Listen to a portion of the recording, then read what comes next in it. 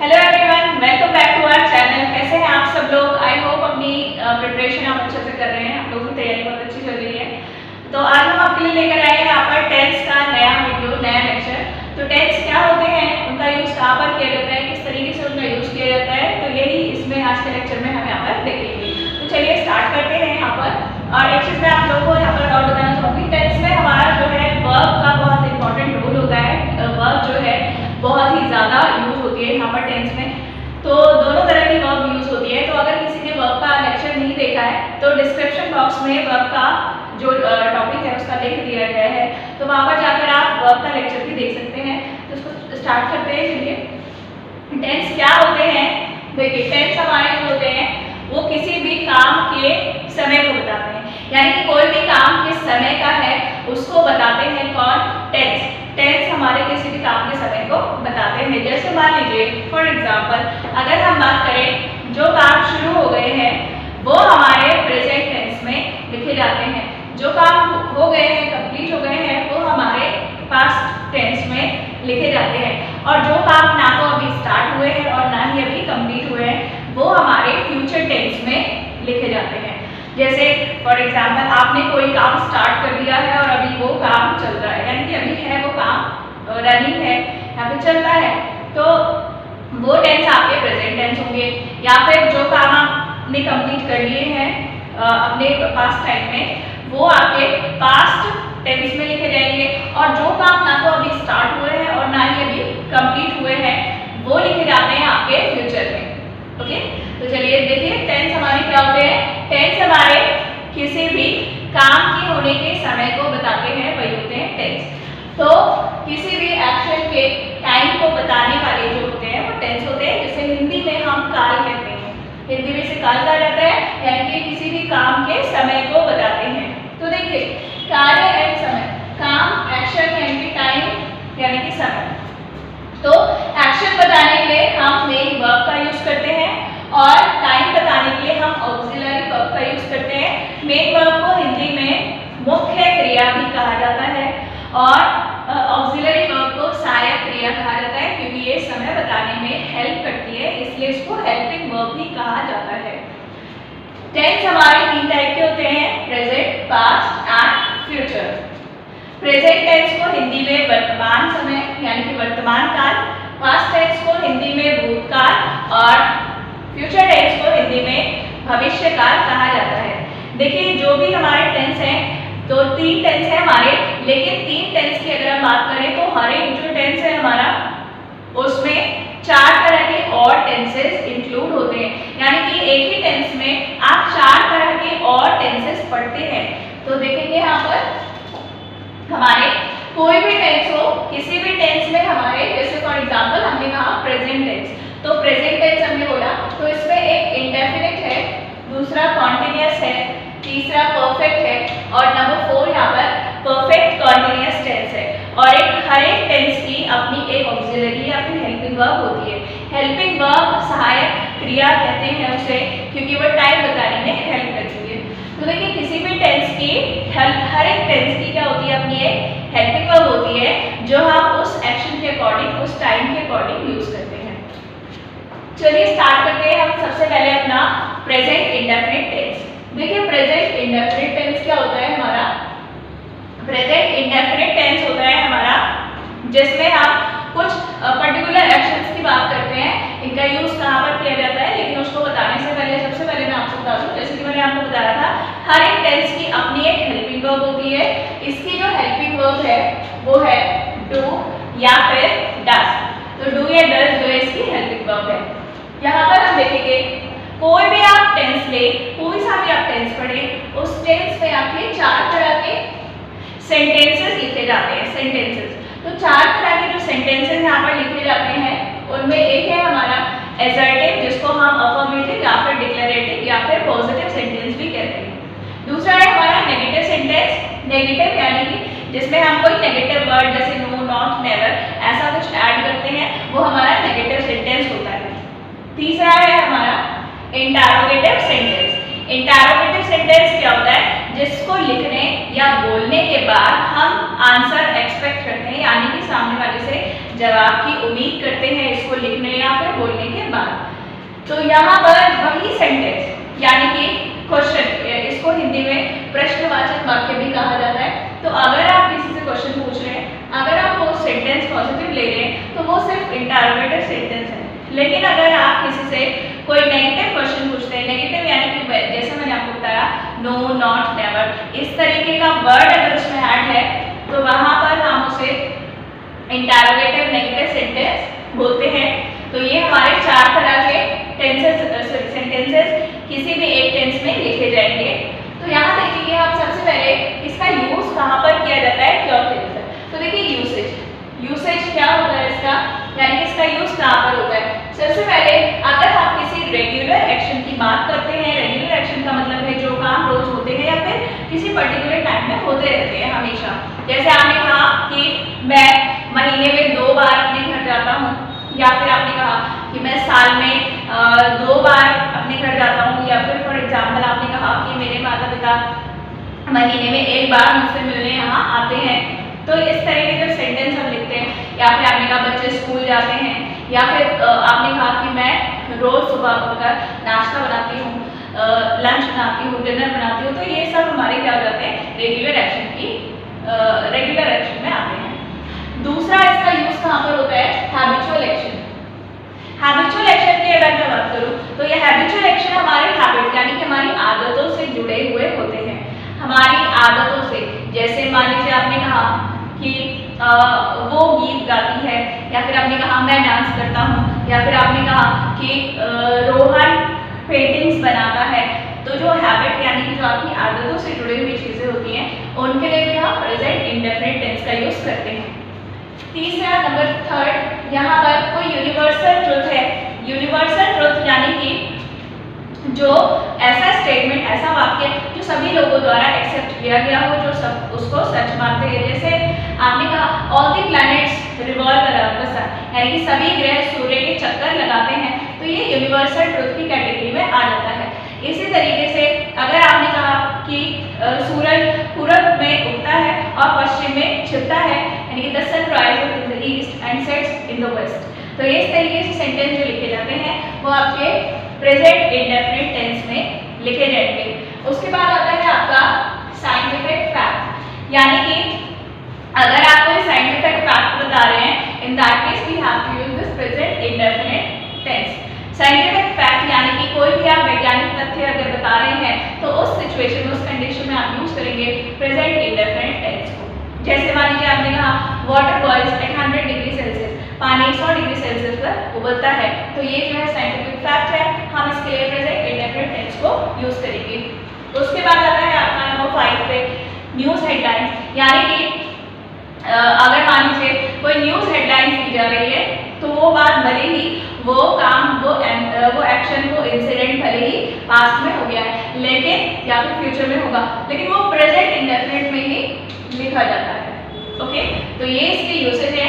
आइए देखते हैं यहाँ पर इनका यूज कब करना है और कैसे करना है, ये आपने देखा, लेकिन कैसे लिखेंगे, सेंटेंस को कैसे लिखा जाएगा वो भी देखते हैं। यहाँ पर जैसे कि मैंने आपको बताया, ये आप देखेंगे यहाँ पर 4 तरह के सेंटेंसेस आपको लिखने हैं किसी भी एक टेंस में, जिसकी इसकी हेल्पिंग वर्ब है प्रेजेंट इंडेफिनिट की डू या फिर डज। तो यहाँ पर देखते हैं, सबसे पहले देखेंगे आप अफर्मेटिव यानी कि जिसको हम बोल रहे हैं पॉजिटिव सेंटेंस, वो देखेंगे। तो मैं सबसे पहले आप लोगों से पूछना चाहती हूँ कि जब भी हम कोई पॉजिटिव सेंटेंस स्टार्ट करते हैं या फिर लिखते हैं तो सबसे पहले वो कौन सी चीज़ होती है जो हमें लिखनी होती है अपने सेंटेंस में। तो आप लोग कमेंट बॉक्स में आंसर जरूर कीजिएगा। सबसे पहले हमें क्या चीज़ लिखनी होती है यहाँ पर, तो देखेंगे यहाँ पर सबसे पहले हम उस चीज़ के बारे में लिखते हैं जिसके बारे में हम बात कर रहे हैं, या फिर जो काम को परफॉर्म करेगा, यानी कि जिसे हम बोलते हैं सब्जेक्ट। सब्जेक्ट का मतलब होता है काम को करने वाला व्यक्ति या फिर वो चीज़ जिसके बारे में बात हो रही है। जैसे आपने कहा कि मैं इंग्लिश पढ़ रहा हूँ, तो यहाँ पर पढ़ने का काम कौन कर रहा है, मैं। तो यहाँ पर जो सब्जेक्ट है वो हो जाएगा मैं। तो सबसे पहले जब भी हम पॉजिटिव सेंटेंस लिखते हैं तो वहाँ पर हम सब्जेक्ट को सबसे पहले लिखते हैं, सब्जेक्ट। अब यहाँ पर एक चीज आती है कि अगर आपका सब्जेक्ट सिंगुलर, क्योंकि सब्जेक्ट हमारे 2 ही तरह के हो सकते हैं, या तो हमारा सब्जेक्ट सिंगुलर हो सकता है, एक वचन या फिर हमारा सब्जेक्ट प्लूरल हो सकता है यानी कि बहुवचन। तो यहाँ पर देखेंगे एक वचन यानी कि सिंगुलर सब्जेक्ट और प्लूरल यानी कि बहुवचन, यानी कि जो हमारे बहुत सारे सब्जेक्ट के बारे में बता रहे हैं। तो अगर आपका जो सब्जेक्ट है वो सिंगुलर है, अगर आपका जो सब्जेक्ट है वो सिंगुलर है, तो यहाँ पर जो हम वर्ब लगाते हैं, देखिए मैं आपको बता देती हूँ, यहाँ पर वर्ब का अगर किसी ने लेक्चर नहीं देखा है तो डिस्क्रिप्शन बॉक्स में लिंक दिया गया है, आप वहाँ पर जाकर वर्ब का लेक्चर जरूर देखिए, क्योंकि वर्ब क्या होती है, किस तरह की होती है, कितनी फॉर्म्स होती है वर्ब की, वो सब वहाँ पर आपको मिल जाएगी। तो यहाँ देखेंगे आप सब्जेक्ट के साथ वर्ब की जो फर्स्ट फॉर्म लगाई जाती है उसमें हम एस या ई एस लगा देते हैं, लेकिन वो तब लगाते हैं अगर हमारा जो सब्जेक्ट है वो सिंगुलर है।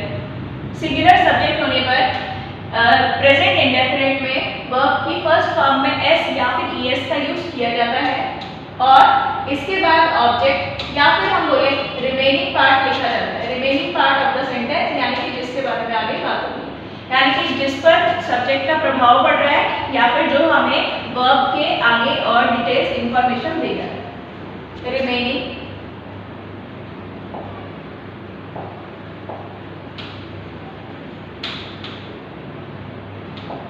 Remaining part, okay. इसको रिमेनिंग पार्ट या फिर इसको हम शॉर्ट में जब लिखेंगे तो आर पे लिख देंगे, यानी कि remaining part of the sentence, okay.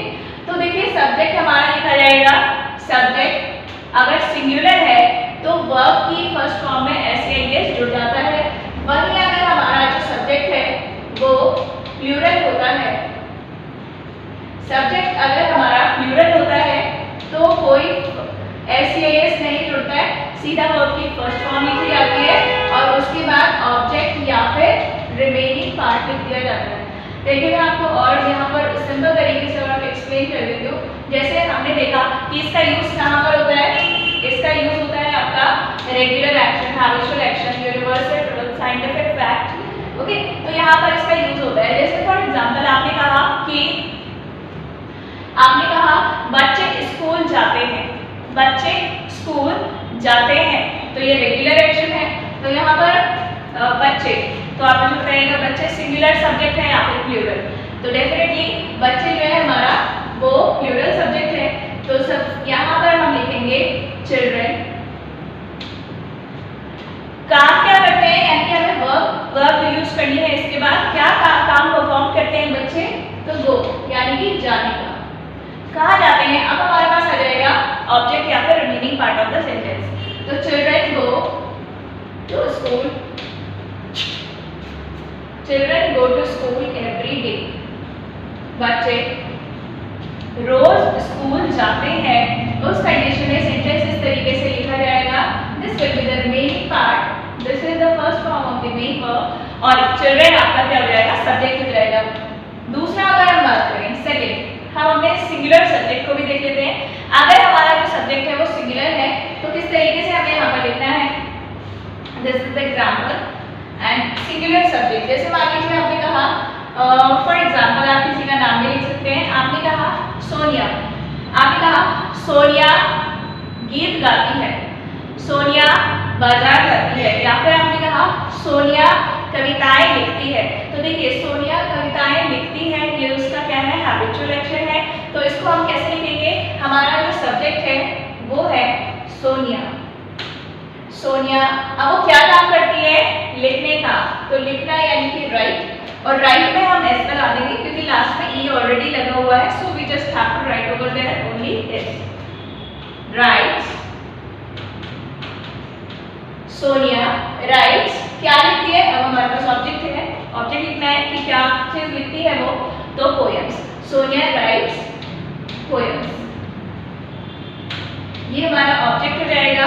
ये हमारी वर्ब की फर्स्ट फॉर्म, इसमें हमने एस जोड़ दिया है क्योंकि इसमें राइट जब हम लिखते हैं तो ई ऑलरेडी होता है, जिसमें ई है तो उसमें सिर्फ एस जुड़ेगा, जिसमें नहीं है उसमें ई एस जुड़ जाता है। तो यहाँ पर देखेंगे सोनिया राइट्स पोएम्स, ये आपका अफर्मेटिव यानी कि पॉजिटिव सेंटेंस के एग्जांपल हमने यहाँ पर देखे, this is the positive sentence. दूसरा अगर हम बात करें, देखिए ये दो स्ट्रक्चर आपको फॉलो करने हैं पॉजिटिव सेंटेंस के लिए, अफर्मेटिव सेंटेंस के लिए। अब इन्हीं सेंटेंस को अगर हमें नेगेटिव लिखना है तो हम कैसे लिखेंगे, तो देखिए यहाँ पर नेगेटिव सेंटेंस लिखने के लिए, यानी कि जब हम नेगेटिव सेंटेंस लिखते हैं तो कैसे लिखना है। तो यहाँ पर नेगेटिव सेंटेंस आपने कहा बच्चे रोज स्कूल नहीं जाते, तो इसको आप नेगेटिव लिखोगे तो चिल्ड्रन। देखिए यहाँ पर एक मैं आपको वर्ब बताती हूँ, यहाँ पर जो हमारी डू है, डू हमारी लगती है प्लूरल सब्जेक्ट के साथ और डज हमारी लगती है सिंगुलर सब्जेक्ट के साथ। यानी कि अगर हमारा सब्जेक्ट प्लूरल है तो हम डू लगाएंगे और अगर हमारा सब्जेक्ट सिंगुलर है तो हम डज लगाएंगे। तो ये हमारा प्लूरल सब्जेक्ट है, तो यहाँ पर हम डू लिख देंगे, children do not go, children do not गो। देखिए हमें जो चेंजेस करने होते हैं सेंटेंस में, जो भी हम चेंजेस करते हैं वो सिर्फ वर्ब तक करते हैं, उसके बाद जो भी चीज़ होती है रिमेनिंग पार्ट हो चाहे ऑब्जेक्ट हो वो कभी चेंज नहीं होगा, वो वैसे ही लिखेंगे हम आगे। तो children do not go to school every day,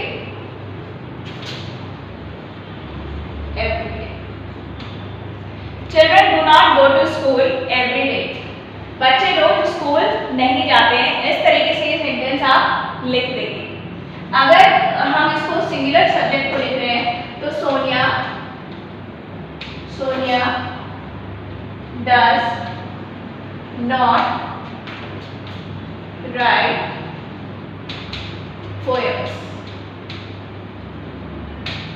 अब एक चीज और यहाँ पर मैं आपको क्लियर कर देती हूँ कि जब भी हम पॉजिटिव सेंटेंस लिखते हैं एस या एस सिर्फ उसमें लगता है, बाकी हम उसे नेगेटिव लिख रहे हैं, इंटरोगेटिव लिख रहे हैं या फिर इंटरोगेटिव नेगेटिव लिख रहे हैं तो उसमें एस या एस का यूज नहीं किया जाता है, क्योंकि यहाँ का जो एस या एस होता है वो हम इसमें लगा देते हैं, तो इसलिए हम उसको रिपीट नहीं करते हैं। ऑलवेज रिमेंबर जो एस या एस लगेगा वो प्रेजेंट इंडेफिनिट के पॉजिटिव सेंटेंस में लगेगा, बाकी कहीं नहीं लगेगा। तो ये देखिए यहाँ पर नेगेटिव सेंटेंस में हमने सिर्फ वर्ब की फर्स्ट फॉर्म का यूज किया है, वर्ब की फर्स्ट फॉर्म यहाँ पर लिखी है। इसके बाद हम देखेंगे यहाँ पर हमारा इंटरोगेटिव सेंटेंस, इंटरोगेटिव सेंटेंस। तो देखिए इंटरोगेटिव सेंटेंस की अगर मैं बात करूँ तो इंटरोगेटिव सेंटेंस हमारे दो तरीके से लिखे जाते हैं। एक तो हमारा सेंटेंस हेल्पिंग वर्ब से भी स्टार्ट हो सकता है या फिर हमारा सेंटेंस क्वेश्चन वर्ड से भी स्टार्ट हो सकता है। तो यहाँ पर देखेंगे अगर हमारा जो सेंटेंस है वो हेल्पिंग वर्ब से स्टार्ट हो रहा है तो यहाँ देखेंगे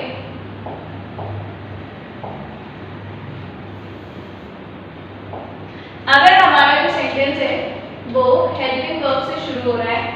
हेल्पिंग वर्ब से शुरू होने का मतलब है कि हम सेंटेंस को क्या से शुरू करें। क्या बच्चे स्कूल जाते हैं, क्या वो कविताएं लिखती है, क्या आप खाना बनाते हो, क्या आप पेंटिंग बनाते हो, क्या आप हमेशा दूसरों की मदद करते हो, क्या सूरज पश्चिम में छिपता है, क्या सभी प्लैनेट सूरज के चक्कर लगाते हैं। तो जब भी हम क्या से शुरू करते हैं अपना क्वेश्चन, जो हमारे क्वेश्चन है इंटरोगेटिव सेंटेंसेस है, प्रश्नवाचक वाक्य जो है हमारे, अगर हम उन्हें क्या से शुरू करते हैं तो इंग्लिश में वो हमेशा हेल्पिंग वर्ब से स्टार्ट होंगे जिस भी टेंस में हम सेंटेंस बोल रहे हैं। तो देखिए हम प्रेजेंट इंडेफिनिट की बात कर रहे हैं तो हेल्पिंग वर्ब आ जाएगी, उसके बाद जो सब्जेक्ट है वो आ जाएगा और यहाँ पर वर्ब की फर्स्ट फॉर्म लग जाती है और उसके बाद ऑब्जेक्ट लगाकर हम यहाँ इंटरोगेटिव सेंटेंस बना देते हैं। इस तरीके से हम सेंटेंस को लिखते हैं यहाँ पर। तो अब आप ये करिएगा इन सेंटेंसेस को हम इसमें इंटरोगेटिव में कैसे चेंज करेंगे। तो देखिए यहाँ पर सेंटेंस लिखा जाएगा, हेल्पिंग वर्ब है हमारी डू, तो यहाँ लिख देंगे हम डू, सब्जेक्ट है हमारा children, do children, first form आ जाएगी हमारी गो और रिमेनिंग पार्ट हमारा जैसा है वैसा ही रहेगा, टू स्कूल एवरी डे।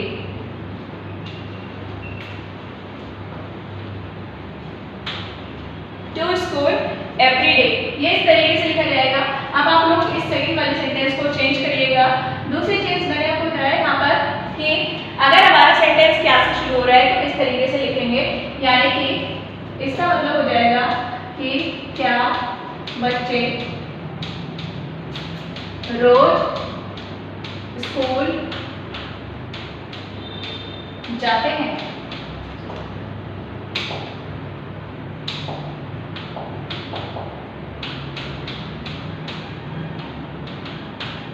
क्या बच्चे रोज स्कूल जाते हैं? तो ये इस तरीके से लिखा जाएगा हमारा इंटरोगेटिव सेंटेंस। लेकिन अगर हम उसमें कोई क्वेश्चन वर्ड जोड़ें, क्वेश्चन वर्ड से हमारा मतलब है जो हमारे W या फिर H से शुरू होने वाले वर्ड्स होते हैं, like what, when, where, how, why, ये सब हमारे क्या होते हैं? क्वेश्चन वर्ड होते हैं। तो अगर कोई क्वेश्चन वर्ड ऐड है तो वो इससे पहले आ जाता है।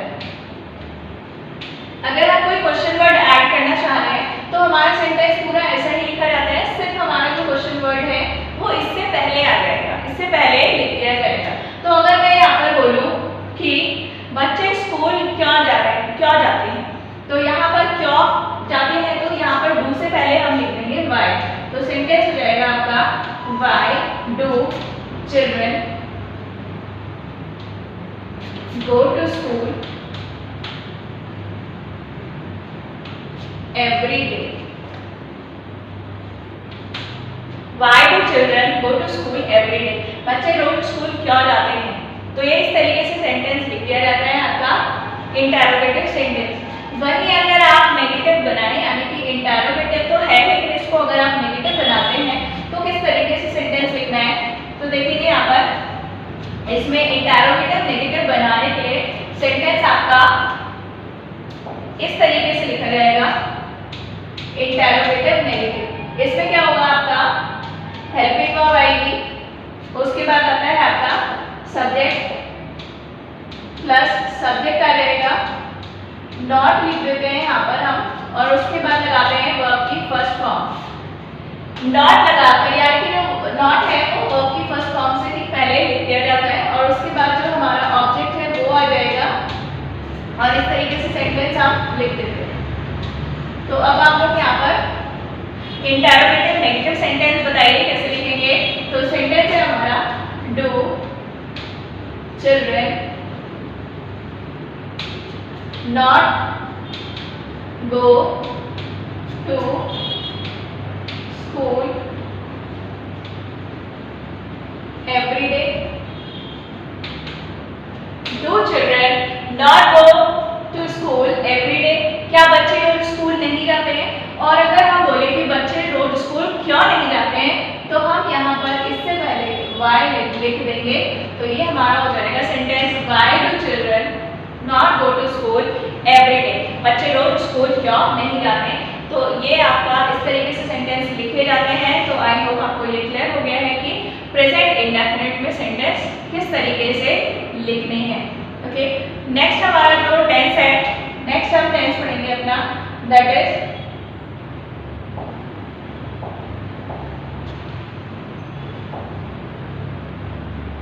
नेक्स्ट है हमारा प्रेजेंट कॉन्टिन्यूअस टेंस। तो मैं यहाँ पर आपको present continuous and present perfect continuous दोनों को यहाँ पर क्लियर करके बता देती हूँ। प्रेजेंट कॉन्टिन्यूअस किस तरीके से लिखना है, तो हेडिंग हमारी रहेगी यहाँ पर प्रेजेंट कॉन्टिन्यूअस टेंस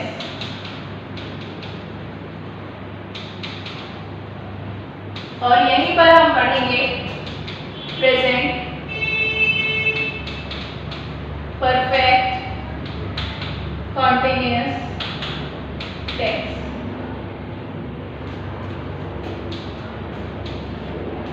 देखिए प्रेजेंट कॉन्टिन्यूअस की अगर हम बात करें तो जहाँ भी कॉन्टिन्यूअस टेंस होता है उसमें हमारी जो मेन वर्ब है तो वो फोर्थ फॉर्म में आती है, यानी कि जिसको हम आईएनजी फॉर्म में कहते हैं। इसमें हमारी फोर्थ फॉर्म हमेशा यूज होगी वर्ब की।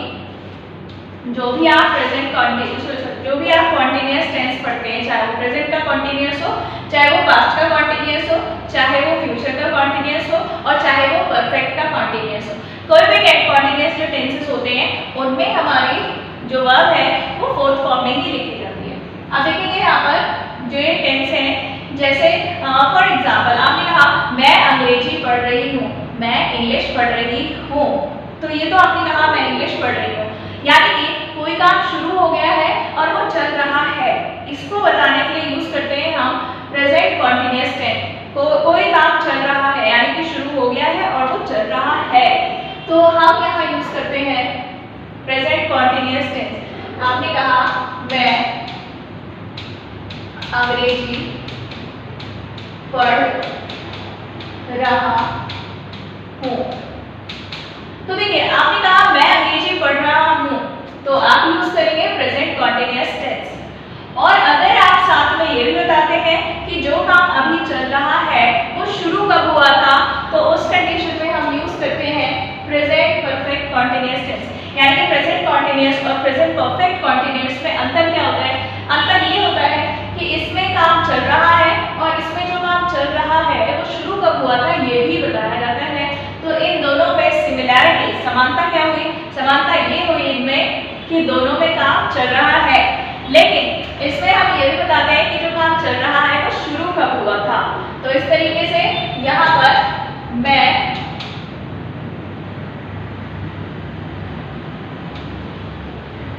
जून से अंग्रेजी पढ़ रहा हूँ। मैं जून से अंग्रेजी, या फिर 2 महीने भी बोल सकते हैं, 3 महीने भी बोल सकते हैं, ठीक है। तो इस तरीके से आप कोई भी नहीं, टाइम उसमें मेंशन होगा, बताएंगे आप। यहाँ पर हम ऑक्सिलरी वर्ब, जैसे कि मैंने आपको बताया कि हर एक टेंस की अपनी एक ऑक्सिलरी वर्ब होती है। तो यहाँ पर जो प्रेजेंट कॉन्टिन्यूअस है उसकी हेल्पिंग वर्ब है इज, एम, आर। ये इसकी हेल्पिंग वर्ब है इज, एम, आर। और यहाँ पर इसकी जो हेल्पिंग वर्ब है वो है has, been and have been. देखिए हैज बीन हमारी सिंगुलर सब्जेक्ट के साथ लगती है और हैव बीन हमारी प्लूरल सब्जेक्ट के साथ लगती है। हैज बीन हमारी सिंगुलर सब्जेक्ट के साथ लगेगी और हैव बीन हमारी प्लूरल सब्जेक्ट के साथ लगेगी। इज लगती है हमारी सिंगुलर सब्जेक्ट के साथ, आर लगती है प्लूरल सब्जेक्ट के साथ, और एम का यूज सिर्फ और सिर्फ आई के साथ किया जाता है और किसी के साथ नहीं किया जाता है। तो चलिए स्टार्ट करते हैं यहाँ पर एग्जाम्पल के साथ। जैसे कि मैंने यहाँ पर लिखा हुआ है कि मैं अंग्रेजी पढ़ रहा हूँ, तो सबसे पहले जब भी हम पॉजिटिव सेंटेंस लिखते हैं तो आप लोग बताइएगा सबसे पहले हम क्या लिखते हैं। यहाँ पर सबसे पहले हम लिखते हैं सब्जेक्ट। तो सब्जेक्ट है हमारा मैं, यानी कि आई एम। यहाँ पर I am studying English. I am studying English. तो देखो I am studying English, देखिए रीड नहीं होगा, रीड हमारा कुछ किताब वगैरह या फिर नॉवल हो गई, अखबार हो गई, उनको पढ़ने के लिए यूज होता है। लेकिन अगर आप ये बोले मैं लाइब्रेरी में पढ़ रहा हूँ, मैं कॉलेज में पढ़ रहा हूँ, मैं स्कूल में पढ़ रहा हूँ, या फिर मैं मैथ्स पढ़ रहा हूँ, इंग्लिश पढ़ रहा हूँ, in that case we have to use study. I am studying, क्योंकि आप एक प्रॉपर कोर्स कर रहे हैं उस चीज़ का, आप पर्टिकुलर टाइम के लिए नहीं पढ़ रहे हैं। तो यहाँ पर आई एम स्टडीइंग इंग्लिश जो है आपका वो पॉजिटिव सेंटेंस है। जैसे कि हमने देखा सब्जेक्ट, उसके बाद हेल्पिंग वर्ब जो भी होगी वो आ जाएगी। यहाँ पर आईएनजी यानी कि फोर्थ फॉर्म जो मैंने आपको बताई वो यूज होगी। फोर्थ फॉर्म को आईएनजी फॉर्म भी कहा जाता है। और ऑब्जेक्ट क्या है आपका? इंग्लिश। ये इस तरीके से आप लिख देंगे। और वही अगर आप यहाँ पर इसको लिखते हैं प्रेजेंट परफेक्ट कॉन्टिन्यूअस में, आपने कहा मैं जून से अंग्रेजी पढ़ रहा हूँ, यानी कि जो आपका काम चल रहा है वो शुरू कब हुआ था? तो वो शुरू हुआ था जून में। तो यहाँ पर देखेंगे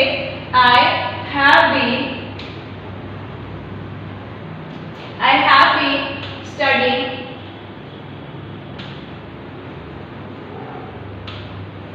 English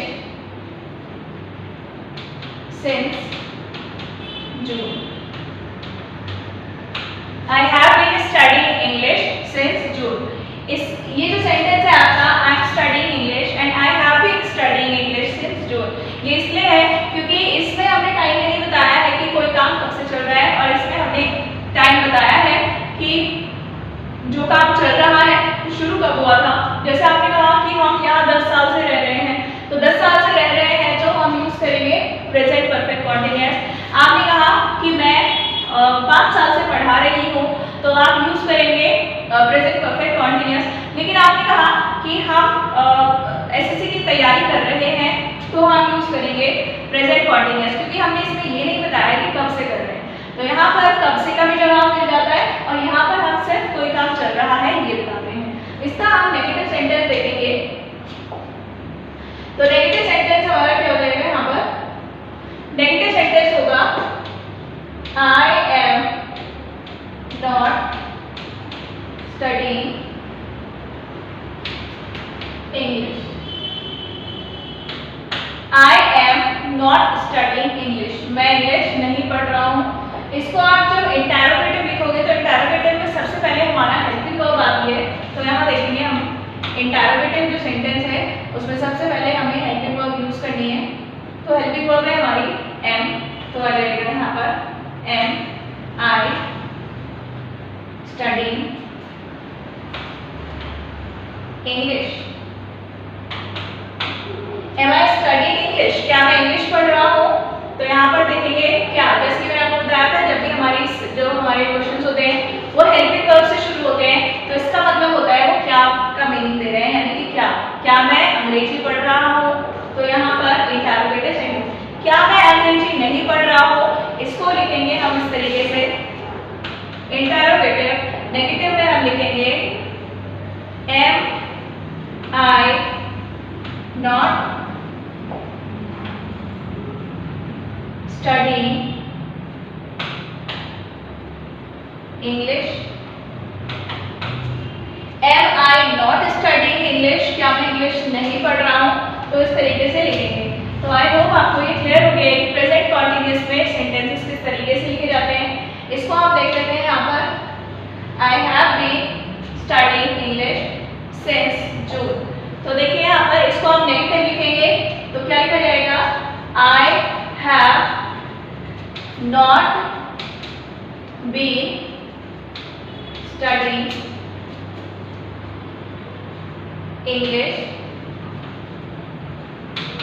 since June। जब भी आप इसको लिखते हैं तो हैव और बीन के बीच में आपको यहाँ पर नॉट का यूज करना है, इन दोनों के बीच में हैव और बीन के बीच में नॉट का यूज किया जाएगा। और जब हम इसको लिखेंगे इंटरोगेटिव तो हम स्टार्ट कर रहे हैं यहाँ पर हैव से, हैव और बीन के बीच में सब्जेक्ट आ जाएगा, have I been studying English since June. Have I been studying English since June. और जब हम इसको इंटरोगेटिव के साथ नेगेटिव लिखेंगे तो हैव, यहाँ पर हैव और बीन के बीच में आपका सब्जेक्ट है। और जब हम इसे इंटरोगेटिव नेगेटिव लिखेंगे तो ये लिखा जाएगा आपका कुछ इस तरीके से, have I not been studying English since June. Have I not been studying English since June? तो ये इस तरीके से सेंटेंस लिख दिया जाएगा। तो एक बार फिर से देख लीजिएगा यहाँ पर,